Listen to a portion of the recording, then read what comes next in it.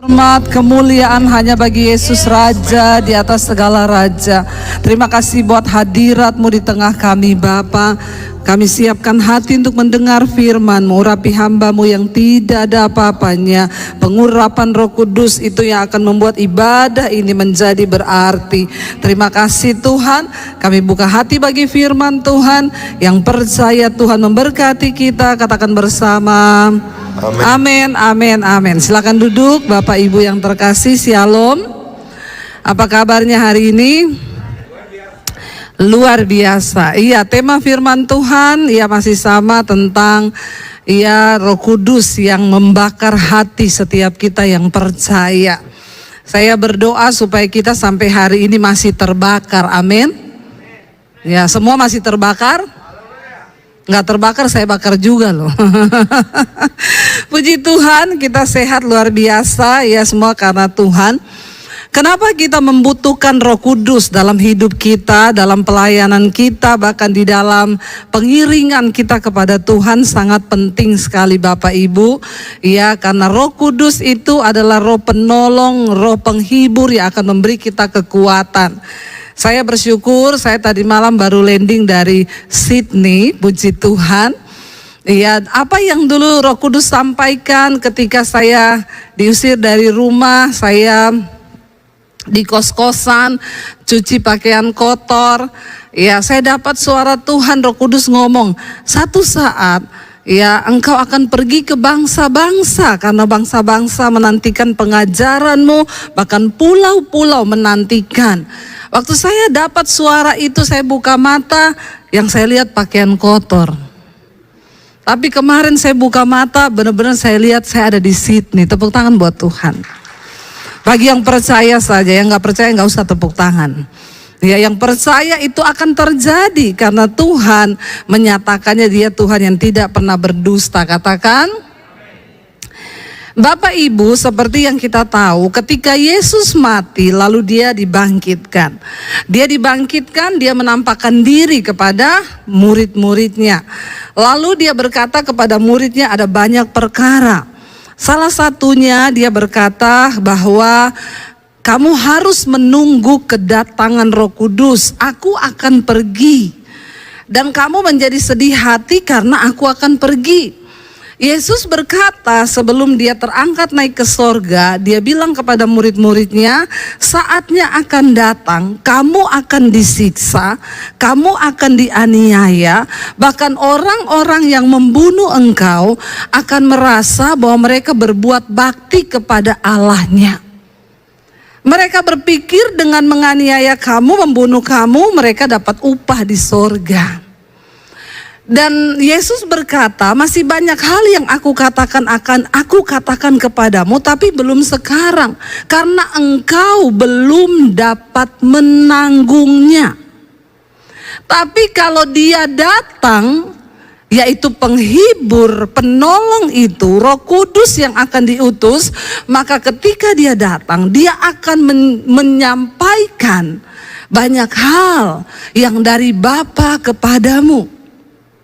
Yesus berkata, bahkan bukan hanya itu saja, Roh Kudus akan memberikan kepadamu kekuatan untuk menanggung segala perkara. Amin. Ini suara saya bisa agak ditebelin supaya saya nggak kedengeran kayak mak-mak yang lagi marah-marah ya. Tes 1, 2, 3, bassnya ditambah ya. Ini bukan suara Debbie Basir. Nah, ini baru Debbie Basir. Amin. Iya, jadi saya khotbah biar marah-marah nggak kedengeran marah-marah. Kalau kayak tadi, kayaknya bapak-bapak menatap saya bagaimana gitu ya. Dia terbayang muka istrinya di rumah. Ya. Dan akhirnya Yesus bilang, nanti kalau Roh Kudus turun, maka akan banyak hal yang Dia kesampaikan kepadamu. Lalu terjadilah, Yesus berkata, sebelum kamu dipenuhi Roh Kudus, kamu jangan lupa pelayanan. Karena bahaya. Tuhan sudah tahu apa yang akan terjadi. Lalu murid-murid menunggu setelah Yesus terangkat naik ke surga. Murid-murid itu menunggu kedatangan Roh Kudus itu di satu loteng di Yerusalem, yang pernah pergi ke Yerusalem. Ya, di sana kita naik ke atas loteng itu, disitulah ya murid-murid berdoa menunggu kuasa Roh Kudus turun. Maka terjadi yang namanya hari Pentakosta. Roh Kudus turun. Mereka dipenuhi oleh Roh Kudus. Mereka bernubuat, ada yang menyampaikan banyak hal, mereka berbahasa roh. Setelah itu kalau saudara baca di Kisah Rasul, mereka mulai terpencar untuk memberitakan Injil. Waktu Roh Kudus turun pertama kali, Petrus langsung khotbah. Dan Alkitab berkata, sekali Petrus berkhotbah, berapa ribu yang tobat? 3.000. Sekarang saya khotbah sekali, untung-untungan satu yang tobat. Khotbah 3.000 kali, ya puji Tuhan kalau ada 3 yang tobat. Yang salah itu siapa? Pendetanya atau jemaatnya? Yang pasti bukan Roh Kudusnya. Lalu Bapak Ibu, waktu Petrus berkhotbah 3.000 orang bertobat. Orang menyerahkan diri kepada Tuhan, mereka dibaptis. Sejak saat itu jumlah pengikut Kristus bertambah dengan pesat. Ini membuat marah orang-orang Farisi, mahkamah agama. Mereka melihat kenapa begitu pesatnya ya pertumbuhan jiwa. Lalu akhirnya mereka mulai dianiaya. Rasul-rasul mulai dihadapkan ke mahkamah agama. Bahkan bukan cuma itu, orang Kristen mulai mendapat aniaya. Sekarang kita baca Kisah Rasul pasal yang ke-8. Judulnya aja sudah tidak enak ya. Kisah Rasul pasal yang ke-8, di sana judulnya adalah penganiayaan terhadap jemaat di Yerusalem. Ya, kita baca ayat yang pertama, firman Tuhan berkata di sana begini. Saulus ya juga setuju bahwa Stefanus mati dibunuh ya. Saulus adalah siapa? Paulus, sebelum dijamah Roh Kudus namanya Saulus ya. Perlu ganti nama enggak kalau orang tuh sudah bertobat dan belum bertobat ya? Mungkin perlu ya, supaya ya arti nama yang lama itu enggak usah ikut-ikutan. Tapi saya tetap Debbie sih, karena nggak ada nama lama, nggak ada nama baru. Yang penting Roh Kudusnya membuat hidup kita baru ya. Saulus waktu itu dikatakan di sana, ini ayatnya ditampilkan nggak? Saulus juga setuju bahwa Stefanus mati dibunuh, firman Tuhan berkata. Kenapa itu terjadi saudara? Karena di depan Paulus, di depan Saulus waktu itu Stefanus dirajam pakai batu.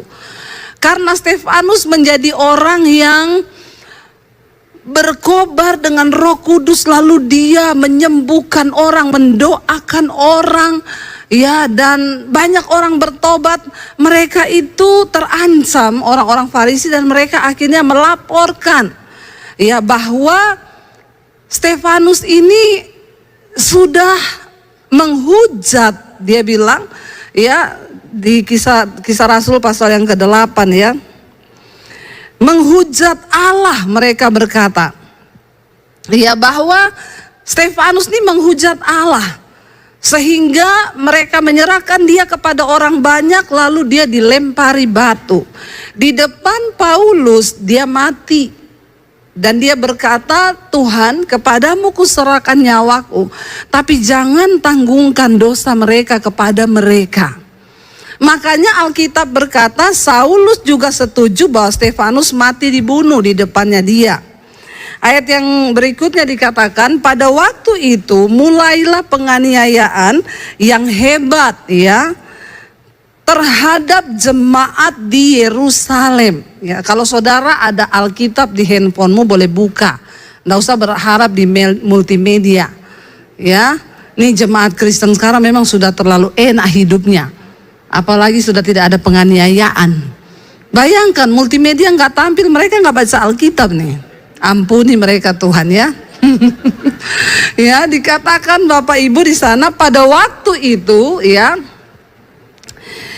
Pada waktu itu ayat 2 baru ayat 2 ya, dikatakan di sana ya Kisah Rasul 8 ayat 1 ya, ayat 1 ya, ayat 1 bagian B.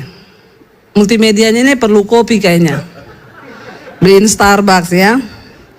Dikatakan di sana, ya, pada waktu itu mulailah penganiayaan yang hebat terhadap jemaat di Yerusalem. Mereka semua kecuali rasul-rasul tersebar ke seluruh Yudea dan Samaria.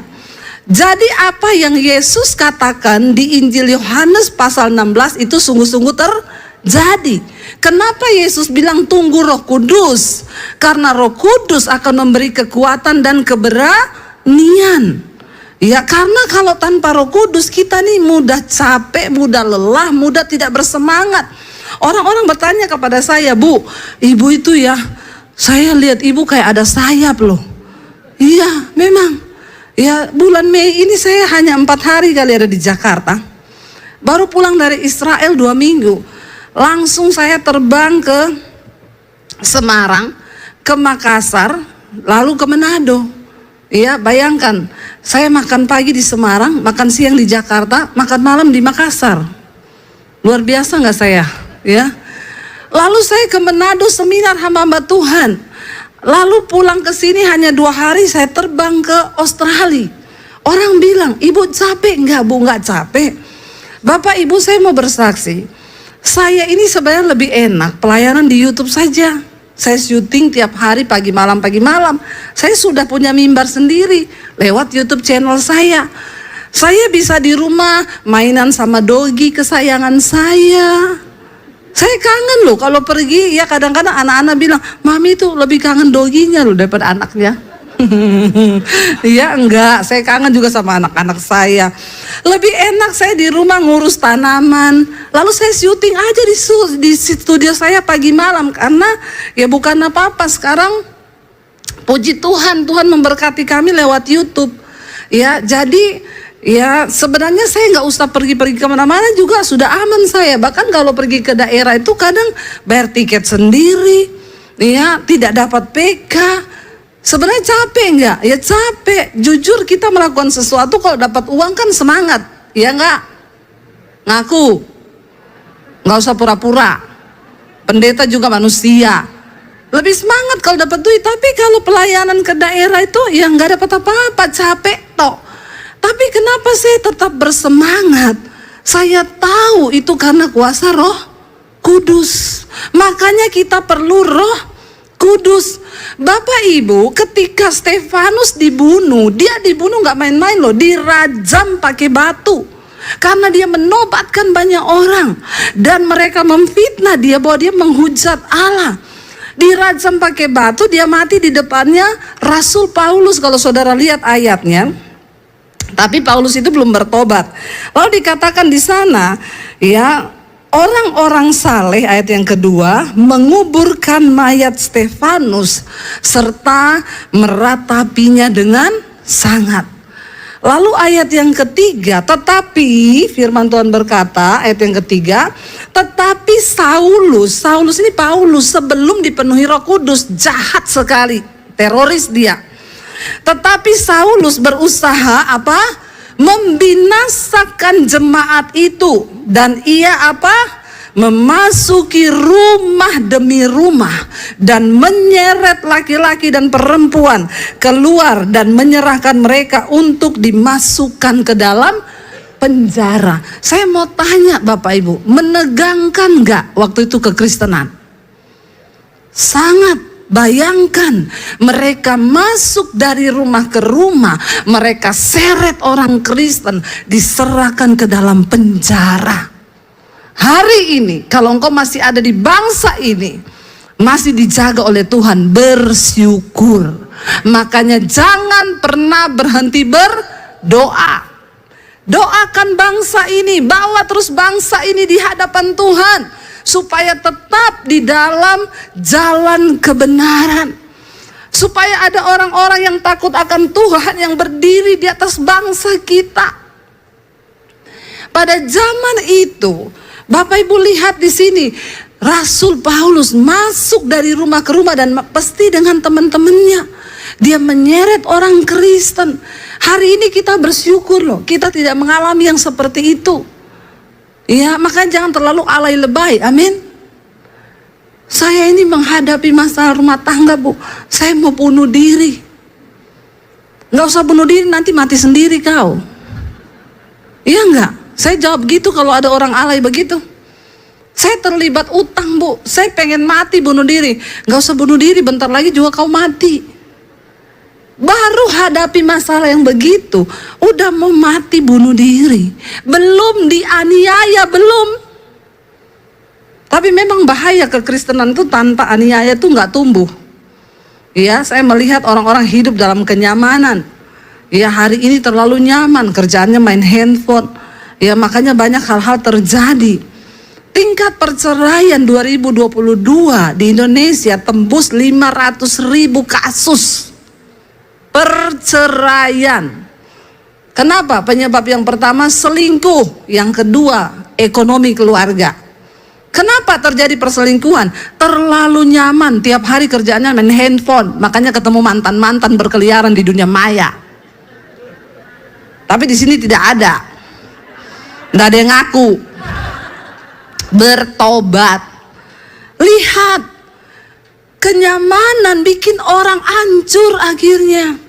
Tapi ketika ada aniaya, mereka berseru, Roh Kudus memberi mereka kekuatan. Iman kita itu harus diuji.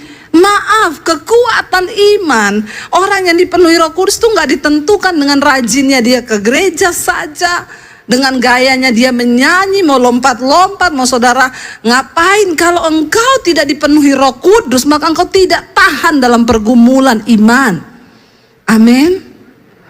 Tapi ketika engkau benar-benar kuat dalam iman, maka kematian pun tidak akan membatasi. Coba kita lihat ayat yang keempat, dikatakan di sana, mereka yang tersebar itu menjelajah seluruh negeri itu sambil apa? Mereka sudah mendengar ini, semua dianiaya, tapi tidak membuat mereka takut untuk tetap memberitakan Injil. Kenapa? Karena ada Roh Kudus. Orang kalau dipenuhi Roh Kudus nggak takut. Bapak Ibu, saya belum bersaksi di sini waktu kita ke Israel kemarin ya.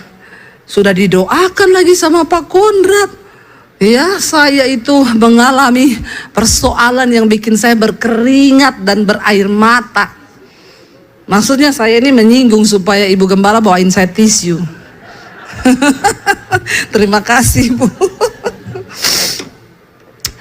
Ya, semua sudah diatur sedemikian rupa ya. Kami belajar dari banyak kesalahan grup yang lalu pernah dibawa, jadi kita wanti-wanti sama travelnya. Jangan ada salah, saya nggak mau ada sedikit kesalahan. Siap Bu, travelnya gini, kalau saya yang bawa, tenang Bu Debbie, saya ahli. Sombong semua toh. Saya juga sombong. Akhirnya semua sudah berjalan lancar. Karena kelebihan 5 peserta, ternyata bisnisnya kurang. Suami saya gini, "Say, gimana nih Say? Travelnya kabari bahwa kelas bisnisnya ini kelebihan 5. Balikin aja duitnya." Ya orangnya nggak mau lah. Mereka udah bayar dari awal. Ya suruh mereka, mau nggak ditukar pakai pesawat lebih awal berangkatnya? Tanya 5 orang, nggak mau. Kecuali Bu Debbie ikut. Saya bilang saya nggak mau. Saya bilang sama suami saya nggak mau dipisah sama kau dan anak-anak. Itu sudah perjanjian. Saya nggak mau dipisah sama grup besar. Kita berangkat semua satu pesawat. Tapi bagaimana saya? Aku juga bingung. Ya sudahlah, terpaksa selalu saya harus mengalah. Saya bilang ya sudah, saya berangkat dengan 5 orang ini. Ya udah, dengan marah-marah saya. Sampai udah terakhir lagi mau berangkat. Kenapa sih saya disuruh berangkat duluan? Harusnya kan saya bareng-bareng besok. Ya udah, sudah suami saya bilang, kita hanya berpisah 1 malam. Besok kita akan ketemu lagi. Karena memang kita ini tidak terpisahkan. Ya, lalu akhirnya ya sudah saya berangkat tanggal 17. Kita landing, kita dapat 1 malam di Muscat, 1 hari kita bisa city tour di kota Muscat. Kota yang indah, semua serba putih. Besoknya tanggal 18 saya WA suami saya, siap-siap ke bandara berangkat. Siap, semua oke. Jam 1 siang mereka naik pesawat, saya bilang, saya beres semua, beres. Tidak seperti yang dulu tuh, enggak lancar. Puji Tuhan, mantap memang ini turnya. Sudah duduk di pesawat, pesawat sudah menuju ke landasan pacu. Tiba-tiba satu peserta saya dari Surabaya muntah-muntah, berkeringat dingin, sakit perutnya. Akhirnya karena keadaannya semakin memburuk, dilapor ke pramugari bahwa ada yang sakit. Pramugari lihat keadaannya, waduh mengkhawatirkan, dia lapor ke pilot. Pilot keluar ngomong, wah ini nggak bisa terbang kita. Ya udah pesawat balik lagi untuk turunin ibu ini. Mau buka pintu, ibunya suruh turun. Lalu ditanya sama suaminya, ibu, pak, ibu bisa berangkat atau tidak? Bapaknya bilang, pak, kita ini niat mau berangkat. 3 orang, lumayan kan, 150 juta. Masa pulang? Kami niat mau berangkat, tapi kasih kami kesempatan, pak. Tunggu istri saya sembuh. Ya udah kita tunggu beberapa saat. Ibunya sementara dipindah di kursi bisnis supaya dia bisa tiduran. Siapa tahu bisa enak. Yang satu mengalah pindah dulu di ekonomi. Pesawat masih hidup, pintu belum dibuka, tunggu ibu ini sembuh. Lalu pilot datang marah-marah, pak sudah 10 menit lebih, kita nggak bisa tunggu, ini pesawat nggak bisa lama-lama, kami harus segera take off. Ini gimana, saya buka pintu ibu turun saja supaya yang lain tidak terganggu. Yang lain juga sudah melihat ibu ini dengan, ngapain sih sakit harusnya. Itulah manusia kalau nggak ngerti rencana Tuhan ya. Akhirnya suaminya bilang, pak aku bukan Tuhan, tolong kasih waktu. Akhirnya sampai hampir kira-kira 20 menitan. Balik lagi pilotnya, kasih keputusan sekarang ibu turun. Suaminya ngomong, oke, kita turun. Istrinya dibilang, kita turun mah. Ibunya bilang, tiba-tiba penyakitnya diangkat, hilang entah kemana, dicari di bawah kursi nggak ada. Dan memang istrinya nggak pernah sakit begitu, baru kali itu. Lalu dia bilang, pak aku sembuh, udah nggak sakit. Kalau gitu berangkat ya? Iya berangkat. Oke, semua nggak jadi sakit, nggak jadi buka pintu. Pilot oke, siap. Waktu pesawat mau mundur lagi, mau ke landasan pacu, tiba-tiba mesin mati. Dicoba starter nggak bisa hidup. Lalu dicoba lama, akhirnya diumumkan pesawat mengalami kerusakan error sistem. Coba kalau sudah terbang tadi 20 menit di atas error sistem, innalillahi wa inna ilaihi rojiun. Setelah melihat begitu baru gini, untung ya ibu tadi sakit, pret. Akhirnya semua, bukan cuma ibu yang disuruh turun, semua penumpang disuruh turun. Karena pesawat nggak bisa hidup. Lalu mereka pikir hanya tunggu beberapa jam, sampai malam akhirnya disuruh nginep dulu di hotel di samping bandara. Pesawatnya harus diperbaiki karena sistemnya komputerisasi, ini bukan busi yang rusak, tapi sistem. Jadi harus orangnya datang dari Muscat, tunggu pesawat berikutnya, dan itu pas lagi lebaran. Jadi mereka nginap, ya tadinya semua tenang dan damai. Seperti 12 pengintai. Akhirnya ada yang begini, mulai siang, Pak Daniel kita berangkat gak? Suami saya menjadi Musa hari itu, yang menenteramkan seluruh bangsa Israel. Dan saya baru mengerti kenapa Tuhan suruh saya berangkat duluan. Kalau saya ada di situ hari itu, bubar itu grup, nggak usah ke tanah perjanjian. Karena saya orangnya nggak bisa ditekan, saudara. Akhirnya semua bertanya, Pak ini gimana Pak? Kita makan dulu gini. Selesai itu mulailah ada yang bicara-bicara, nanti kita berangkatnya pakai pesawat yang sama ndak? Ya iyalah mesti, kenapa? Mati konyol kita, berarti kita ini kelinci percobaan. Iya kalau dibenerinnya bener, kalau kagak, aduh. Bangsa Israel 10 pengintai berkata, kita masuk ke negeri itu mati konyol kita. Kenapa? Karena di sana orang-orangnya seperti raksasa dan kita kayak belalang. 1-2 orang mulai mengkamiri seluruh adonan. Yang tadinya yang lain biasa-biasa aja, Yang ini jadi takut. Ini belum aniaya loh, belum pedang di depan mata. Baru naik pesawat rusak ini. Tapi memang ya saya mau tanya, kalau bapak ibu di situ kira-kira berangkat enggak? Enggak toh? Ketahuan belum dipenuhi Roh Kudus. Akhirnya mulai gerusak-gerusuk.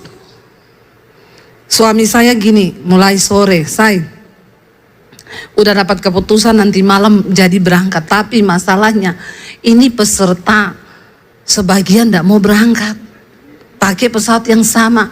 Saya ditelepon sama peserta, Bu Debi, ibu yakin kalau kita berangkat pakai pesawat yang sama nanti malam, ibu jamin ini pesawat sudah benar? Saya bilang, Bu, saya ini bukan mekaniknya dan saya bukan pilotnya, Bu. Oke, ibu jamin keselamatan seluruh peserta, apalagi jamin keselamatan Tuhan Yesus, ibu bukan saya, Bu. Terus ibu jangan berpihak sama travel loh, karena nggak mau rugi mengkorbankan peserta. Ibu, di situ ada anak saya 3 dan suami saya 1. Kalau itu pesawat jatuh, mereka juga mati semua. Ibu pikir saya juga mau mereka mati? Saya sudah stres, Bapak Ibu. Saya itu di sana nangis terus. Bayangkan saya masuk hotel di Aman, langsung tersungkur di tempat tidur, teriak saya sampai itu petugas hotel yang bawa koper lihat saya, what's wrong? Sampai teman-teman saya ada Bu Yuli di sini. Ini dia bingung, Bu, dipikir kita berantem. Saya nangis teriak sama Tuhan, Tuhan kenapa ini terjadi? Saya itu salah apa Tuhan? Saya dosa apa Tuhan? 100 orang gak bisa berangkat di Jakarta. Ada teman saya lagi di situ yang sama-sama kita, Bu Debi. Saya yang dulu pernah ikut travel, saya sudah bayar, ditipu uang saya dimakan, saya gak jadi berangkat. Sekarang Bu, kita sudah di pintu gerbang loh Bu. Kalau yang lain enggak jadi berangkat, berarti saya nggak bisa masuk juga, enggak Bu. Berarti Tuhan belum izinkan kau masuk. Sedih tapi lucu Bapak Ibu. Akhirnya saya didesak peserta. Ibu bikin pengumuman di grup. Kalau kita berangkat dengan pesawat yang sama, grup ini tidak jadi berangkat. Aduh, saya bingung. Ya bagaimana ini Tuhan? Lalu anak saya kirim foto lagi, dia nangis lagi. Mam, bagaimana Mam, kita berangkat apa enggak? Ya kita juga takut kalau pesawatnya sama. Saya nggak tahu, mungkin juga mereka dengar dari orang. Akhirnya saya bikin pengumuman di grup. Saya bilang saya berpihak kepada peserta. Kalau dengan pesawat yang sama berangkat, tidak usah berangkat demi keselamatan seluruh peserta. Begitu masuk di grup, suami saya telepon saya, kenapa kamu bikin pengumuman begitu? Aku lagi menguatkan hati mereka di sini. Aduh, kurang kompak nih suami istri ya. Hamba Tuhan juga, walaupun hamba Tuhan kalau ditekan bisa berubah, bisa berbeda pemikiran loh Bapak Ibu. Akhirnya suami saya gini, mending kamu bikin video singkat, kuatin hati mereka. Ini aku hampir berhasil membujuk beberapa orang. Lalu akhirnya saya bilang, saya nggak mau, udah aku pasrah aja deh, apa yang Tuhan mau buat biar Tuhan yang buat. Tapi tiba-tiba Roh Kudus tuh menyuruh saya bikin video 1 menit, ngomong sesuatu. Akhirnya saya bikin video sambil menangis. Bapak Ibu, saya tunggu Bapak Ibu di sini. Ya, ingat satu pesan saya, kalau belum waktunya mati, ndak mati. Tapi kalau sudah waktunya mati, kepleset di bandara juga mati. Lalu udah saya kirim aja. Ternyata beberapa orang sudah menjadi kuat. Yang Bapak Ibu yang istrinya sakit itu datang ke bandara, kan udah diangkat pakai bus. Salaman sama suami saya, Pak Daniel. Selamat jalan ya Pak, kami sekeluarga tidak jadi berangkat. Lah, Ibu sama Bapak, Ibu kan tadi yang sakit. Kenapa Ibu enggak berangkat Bu? Tuhan sudah berperkara loh. Kalau kita mau jatuh dari tadi udah jatuh kita, Ibu enggak sakit. Enggak Pak, kami putuskan enggak berangkat. Saya kesini cuma mau ambil bagasi. Suami saya bilang, saya mau berdoa buat Bapak, ya boleh enggak? izinkan saya berdoa. Iya Pak, suami saya berdoa. Waktu suami saya berdoa, Bapak itu bilang ke saya rasa Bu, ada sesuatu yang dicabut dari kepala saya. Roh ketakutan itu loh. Lalu dia langsung ngomong sama suami saya, Pak, kami berangkat satu keluarga Pak. Saya enggak tahu waktu itu suami saya berdoa seperti apa ya. Jadi kalau Bapak Ibu ada yang sedang ketakutan, minta didoakan sama dia. Apalagi yang mau mendekati jatuh tempo. Itu ketakutannya lebih horor sih. Ada bapak-bapak yang ngomong ke anaknya, nak, menurutmu papa mama berangkat enggak? Anaknya bilang, Pak, berangkat.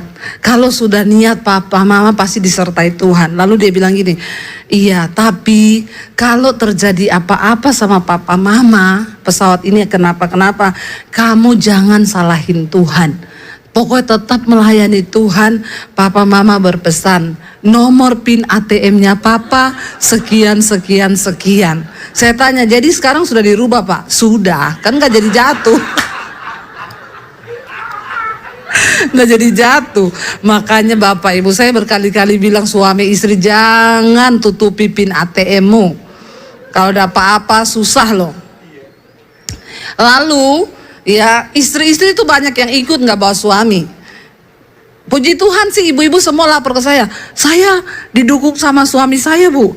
Berangkat saja, berangkat. Suami-suami itu semua mendukung istrinya loh, nggak ada yang keberatan. Nggak tahu itu karena iman atau apa ya. Tapi saya yakin sih karena iman ya. Kayaknya semangat sekali suruh istrinya pergi aja. Ya, itu karena suaminya beriman. Amin. Jangan negative thinking.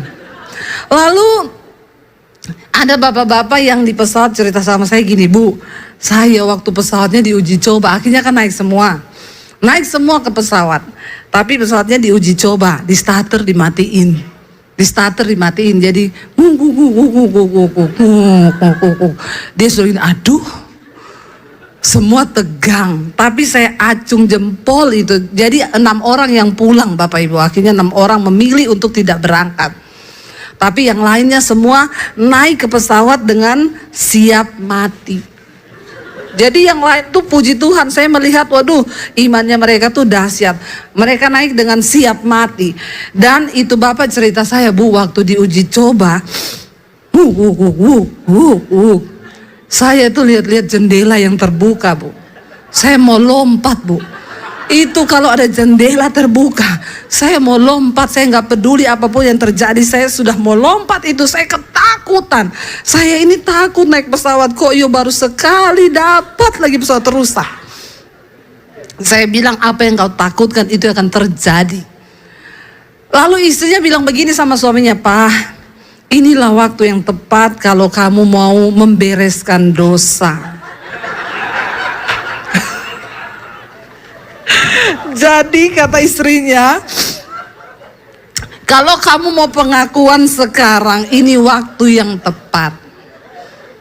Kalau memang kamu mau pengakuan dosa sama saya, suaminya diam 1000 basah. Saya tanya, jadi Bapak sudah pengakuan dosa sama Ibu? Untung belum Bu. Kalau sudah Bu, saya mati beneran hari ini. Bukan karena jatuh dari pesawat, saya disalib istri saya. Berarti Bapak banyak dosa. Biar itu urusan saya dengan Tuhan. Bapak Ibu, akhirnya mereka terbang loh, puji Tuhan. Tapi waktu mereka terbang, saya di sana ndak bisa tidur. Saya nyanyi penyembahan, nangis terus sampai Bu Yuli itu gini, Bu Debbie, ndak usah nyanyi lagu sedih-sedih terus, Ibu jadi nangis terus itu loh. Coba nyanyi lagu yang gembira-gembira. Ya ndak bisa tuh Bu. Saya ini seperti ketakutan 100 lebih orang itu ditaruh di kepala saya. Terlebih ketakutan anak-anak saya. Saya itu tahu loh, anak-anak saya itu pasti ketakutan. Sampai anak saya itu yang dari saya tanya, Ji, kamu waktu itu gimana? Udah siap mati? Ya udah lama, mau apa? Aku pikir-pikir nih, aku ndak ikut. Orang papi berangkat, Karen dia berangkat. Nih mereka mati, yuk masa aku sendiri di Jakarta.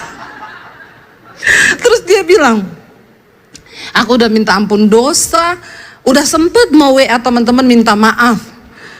Cuma nggak jadi. Cuma aku pikir gini, Tuhan, masa aku mati jenazahku nggak ditemukan? Tuh anak saya loh. Dia bilang, saya selama ini kalau naik pesawat sama mami, jengkel. Mami tuh kalau di pesawat nyanyi. Apalagi kalau ada badai, ada goncangan, saya kan selalu nyanyi. Dia bilang, tapi mam kali itu akhirnya aku naik pesawat nyanyi kenceng-kenceng. Nah baru rasa kau kan. Jadi ketakutan mereka itu seperti pindah sama saya. Saya semalaman nangis gak bisa tidur. Waktu suami saya bilang, saya sudah mau take off, doakan ya. Dia kirim foto berdoa sama anak saya gandengan tangan. Saya simpan fotonya, jangan-jangan ini jadi foto terakhir. Ada suara yang ngomong di hati saya begini, kalau suamimu mati, anak-anakmu 3 mati, apakah engkau mau tetap melayani Tuhan? Saya bilang, iya Tuhan. Paling aku pergi ke Semarang di sekolah Alkitabku, aku bertapa di sana. Aku tetap melayani Tuhan sambil bercucuran air mata. Tiba-tiba tengah malam itu saya bangun, saudara, jam 2. Saya masuk ke kamar mandi. Saya tidak berani buka HP, saya tidak berani buka Instagram, sosial media nggak berani. Saya takut tulisannya begini, pesawat dengan tujuan Muscat hilang kontak. Aduh, saya takut. Jadi saya nggak berani buka IG, saya nggak berani. Bayangkan tuh ketakutan ya. Tiba-tiba saya dengar suara Roh Kudus berbisik di hati saya yang bikin saya akhirnya bersuka cita. Ya Tuhan tuh ngomong begini, nggak usah takut, aku sedang melatih iman mereka. Wow, langsung saya bersuka cita. Saya bilang, Tuhan terima kasih Tuhan. Itu kan berarti termasuk iman anak-anakku sedang dilatih oleh Tuhan. Dan mereka harus melalui latihan iman. Mereka tuh naik pesawat udah siap mati, berarti lulus semua kan? Saudara, tidak ada pergumulan yang lebih berat selain kematian di depan mata. Apa yang berhubungan malam ini yang kita baca, ketika rasul-rasul mendengar semua sudah dianiaya, Stefanus dibunuh, dirajam, dikuburkan, mereka yang tersebar itu menjelajah seluruh negeri untuk apa? Memberitakan Injil, tidak takut mati. Orang yang dipenuhi Roh Kudus tidak akan mundur satu langkah pun, amin. Itulah perlunya kita punya Roh Kudus supaya memberikan engkau kekuatan. Hari ini aniaya apa yang sedang engkau alami? Kalau cuma difitnah orang, dijelekin orang, itu terlalu nggak ada ujung kukunya. Dengan penganiayaan yang dialami oleh orang Kristen pada awal mula-mula. Tapi Roh Kudus memberikan engkau kekuatan untuk menanggung setiap pergumulan imanmu, amin. Jadi kalau cuma masalah-masalah biasa, aduh itu belum soal mati. Orang kalau cuma masalah keuangan masih tetap hidup kan. Tapi kalau sudah mati di depan mata, itu di situ imanmu diuji. Kita cepat saja karena masih ada 300 ayat yang harus kita baca. Ayat yang kelima berkata, dan Filipus pergi ke satu kota di Samaria dan memberitakan Mesias kepada orang-orang di situ. Ayat yang berikutnya, ayat yang ke-6. Ya. Ketika orang banyak itu mendengar pemberitaan Filipus dan melihat tanda-tanda yang diadakannya, mereka semua dengan bulat hati menerima apa yang diberitakannya itu. Mereka menerima itu. Ayat yang ke-7 berkata begini Bapak Ibu, sebab dari banyak orang yang kerasukan roh jahat, keluarlah roh-roh itu sambil berseru dengan suara keras, dan banyak juga orang yang lumpuh, orang yang timpang disembuhkan. Jadi perhatikan baik-baik, banyak orang ternyata hidup sih, tapi roh jahat yang mengendalikan dia. Tapi ketika ada Roh Kudus, roh-roh itu bisa dilepaskan, amin. Makanya kita perlu Roh Kudus. Mungkin suamimu hari ini hidup, tapi ada roh jahat di dalam dirinya yang mengendalikan dia terus berbuat dosa. Ini suara apa? Pesawat landing di atas. Semua tegang, baru dengar suara begini sudah. Belum kiamat, belum. Siap-siap aja ya. Dan dikatakan di sana banyak orang lumpuh sembuh, orang timpang sembuh, yang kerasukan roh jahat dilepaskan. Dan ayat yang ke-8 berkata begini, saudara. Di situ ya ada seorang, maka sangatlah besar sukacita dalam kota itu. Ya, waktu mereka mengalami Roh Kudus ada sukacita. Orang yang penuh dengan Roh Kudus hidupnya bersukacita, amin. Nggak marah-marah, nggak tertekan, mukanya penuh senyuman. Coba semua tersenyum. Nah, itu ada Roh Kudus. Kalau marah-marah, roh kuda liar. Ayat 9. Ayat 9 berkata apa di sana? Seorang yang bernama Simon telah sejak dahulu melakukan sihir di kota itu dan menakjubkan rakyat Samaria, serta berlagak seolah-olah ia adalah orang yang sangat penting. Orang penuh sihir ini sombong karena dia dianggap punya kuasa. Ayat yang ke-9, ayat yang ke-10 berkata, semua orang besar kecil mengikuti dia dan berkata, orang ini adalah kuasa Allah yang terkenal sebagai kuasa besar. Bayangkan, padahal tukang sihir. Lalu ayat yang ke-11 berkata, dibalikan oleh Roh Kudus dan mereka mengikutinya karena sudah lama ia menakjubkan mereka oleh perbuatan sihirnya.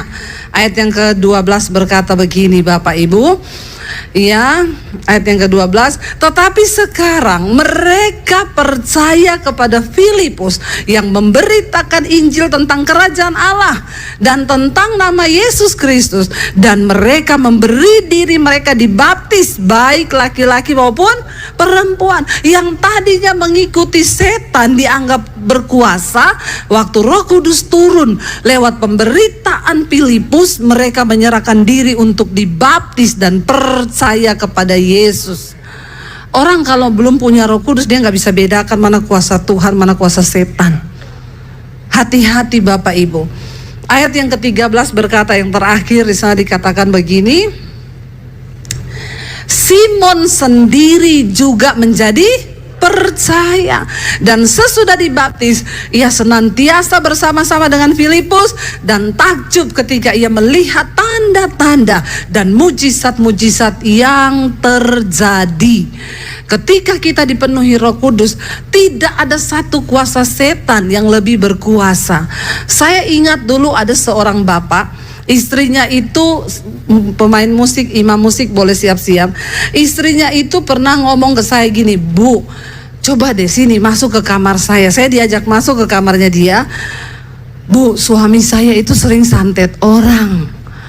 Ibu lihat sini, saya masuk ke ruangannya yang gelap. Di situ ada bentuk orang, dia bikin dari paku-paku kecil, bentuk orang, kepala, mata, hidung, mulut, ya. Lalu dia bilang gini, ini tempat suami saya bersemedi. Nanti kalau dia lagi mau santet orang, dia kasih hidup nyala lilin, lalu dia tinggal tusuk pakai paku di mata, di kepala, di mulut yang dia mau. Ya, orang itu bisa jadi gila. Saya bilang, oh iya ibu, doa aja terus buat suami ibu. Satu saat bapaknya itu memang gak senang sama saya, mungkin karena rohnya beda ya. Lalu satu kali dia marah sama saya, dia bilang gini, lihat kamu ya, saya santet dalam waktu 3 hari kamu jadi gila. Waduh, waktu dia bilang itu saya takut. Kenapa? Karena saya memang pernah masuk di kamarnya itu yang tempat santet-santet orang.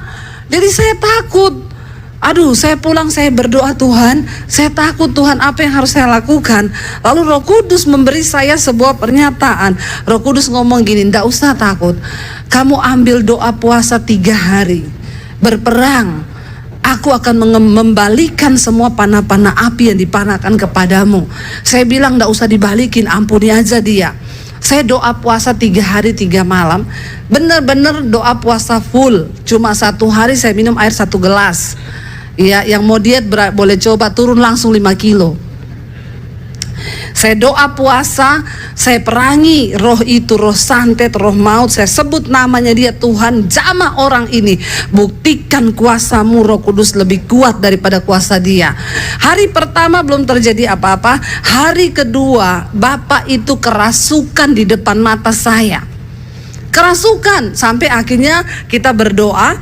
Hari ketiga dia panggil saya, dia bilang gini, saya akui imanmu, saya coba masuk dengan ilmu itu berbalik menyerang saya. Lalu saya bilang sama dia, Pak, Jangan pernah engkau mengandalkan kuasa lain selain kuasa Tuhan. Hanya dalam nama Yesus, itu nama di atas segala nama, kuasa di atas segala kuasa. Roh Kudus yang ada dalam diri kita, itu roh yang luar biasa. Karena itu Bapak Ibu, biar hari ini kita mau bilang, Roh-Mu yang hidup penuhi kami Tuhan. Kita buka hati untuk jamahan Tuhan.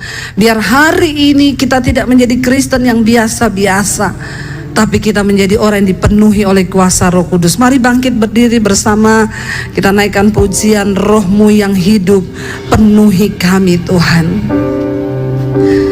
Roh-Mu yang hidup penuhiku, mengalir dalamku. Jiwa kami tenang Tuhan, jiwaku tenang bersamamu dalam naunganmu. Sekali lagi, Roh-Mu yang hidup, Roh-Mu yang hidup penuhiku, mengalir dalam. Minta dengan sungguh-sungguh kepada Tuhan Bapak Ibu. Jiwaku tenang bersamamu. Katakan dalam naungan. Mari angkat tanganmu, katakan, kami buka hati. Ku buka hati untuk jamahan-Mu, berserah penuh di hadirat-Mu. Kau ambil alih seluruh hidupku di altar-Mu.